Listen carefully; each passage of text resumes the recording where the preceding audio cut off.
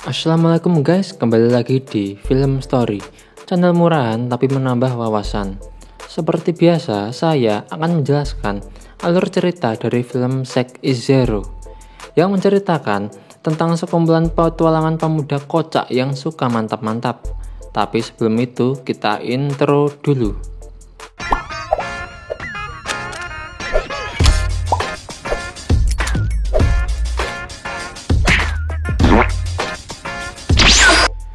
Film ini diawali dengan 4 pemuda kocak yang menyukai aksi mantap-mantap.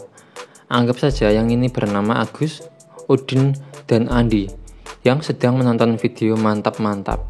Tiba-tiba mereka diganggu oleh kedatangan tikus saat berada di kamar. Saat tikus itu sudah ditangkap oleh Agus, datang seseorang dengan mendobrak pintu sehingga tikus yang dibawa Agus tanpa sengaja ditelan. Anggap saja yang mendobrak namanya Harto. Keesokannya, saat mereka sedang makan di kantin sekolah, si Agus yang sedang makan diam-diam sambil memandangi selangkangan salah satu cewek yang sedang berkumpul. Anggap saja cewek itu bernama Anggi, Dwi, Dina, dan Sari. Anggi yang tahu kalau si Agus melihat selangkangannya, dia langsung membukanya dan membuat si Agus terjatuh. Disinilah awal Agus menyukai Anggi. Saat mereka berada di kamar, si culun Harto malah onani dan cairannya digoreng. Dan jadilah telur goreng alami. Tiba-tiba si Andi datang membawa racun tikus yang akan dia gunakan untuk meracun tikus di kamarnya. Dituangkanlah racun itu dan gorengan telur alami di makanan roti itu dan ditaruh di pojokan kamar. Tiba-tiba Agus datang dan langsung mengambil roti itu dan langsung memakannya. Teman-temannya langsung histeris dan langsung mengejar si Agus. Agus yang lari tanpa sengaja memasuki salah satu kamar, dan Agus tanpa sengaja melihat seseorang sedang menggenjot boneka. Anggap saja si Eko. Teman-temannya yang tahu Agus di dalam kamar itu langsung mendobrak dan memukul kepala si Agus. Di suatu hari, Anggi yang sedang naik kereta digrepe-grepe oleh seseorang. Tapi beberapa saat orang itu pergi dan digantikan oleh Agus. Karena Anggi sudah gak tahan, langsung menendang otongnya Agus. Padahal yang grepe sih bukan Agus. Dasar Agus. Ternyata setelah dicek, telur burung puyuh si Agus membesar. Karena Anggi merasa bersalah, maka Anggi mengizinkan tempat latihannya digunakan oleh grupnya si Agus dan Eko. Ternyata Agus dan Eko merupakan sekelompok grup pencaksilat, dan Anggi dan kawan-kawan merupakan kelompok penari balet. Keesokan harinya, teman-teman Agus disuruh melihat atlet balet latihan. Tiba-tiba, salah satu cewek memanggil Agus untuk membantunya melakukan peregangan otot.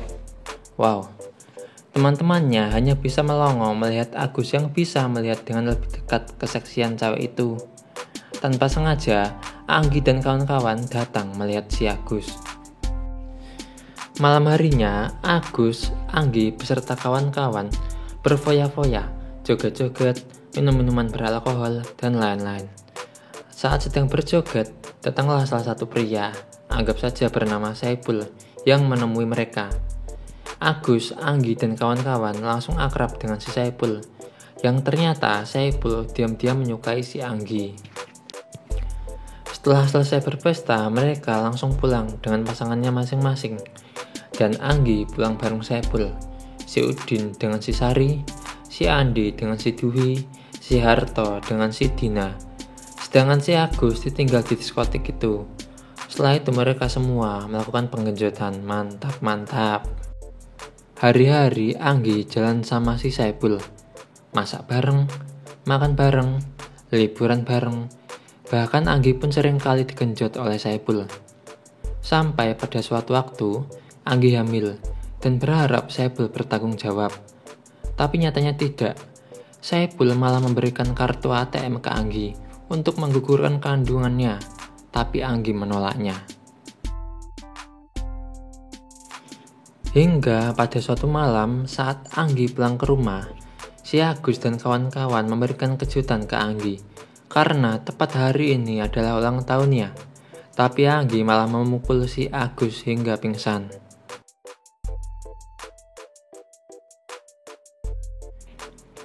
Keesokan harinya, si Agus ditelepon si Anggi, bahwa Anggi mengajak si Agus untuk jalan-jalan. Agus senangnya bukan main, tapi nyatanya dia diajak Anggi untuk pergi ke tempat pengguguran janin, atau tepatnya tempat aborsi.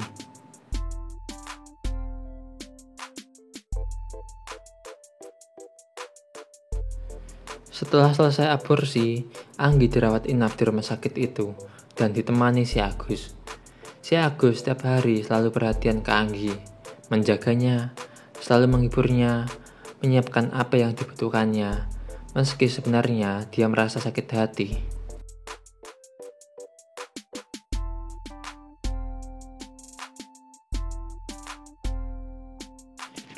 Di suatu waktu ada acara lomba atau pentas di sekolahnya, yang diawali dengan pentas tari balet dari regu lain.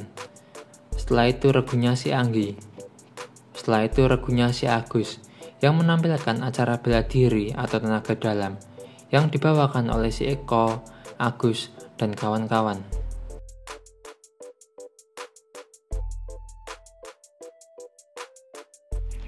Tapi sebelum acara mereka selesai, tanpa sengaja si Agus kepalanya terpukul palu dan langsung pingsan dan dibawa ke ruang ganti.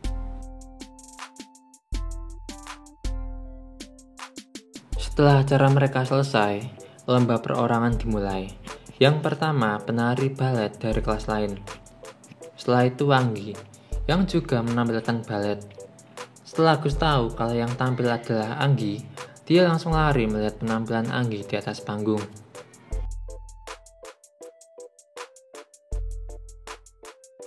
Setelah acara lomba selesai, si Agus mencari si Anggi. Dia diberitahu teman-temannya bahwa Anggi di toilet. Tapi setelah dia membuka pintu toilet, si Agus melihat Anggi pendarahan dan langsung membawanya ke rumah sakit.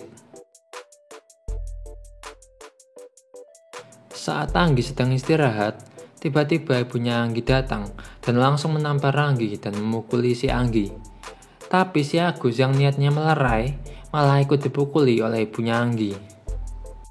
Si Agus yang benar-benar tidak terima langsung menemui si Saipul yang sedang berpesta dan langsung memukulinya. Saipul pun langsung menemui ibunya Anggi untuk mempertanggungjawabkan perbuatannya. Dan si Agus yang sakit hati hanya bisa menangis. Keesokan harinya, saat Agus sedang makan roti, tanpa sengaja, saus yang dia kocok-kocok isinya muncrat ke poster cewek seksi. Dan muncratnya itu pas tepat di kemaluan poster itu. Sambil membayangkan hal senonoh, dia menjilati saus itu. Tiba-tiba si Anggi datang dan si Agus langsung tertunduk malu. Tiba-tiba konsleting listrik sampai membakar yang ada di dekatnya, sehingga membuat seisi kamar berkabut.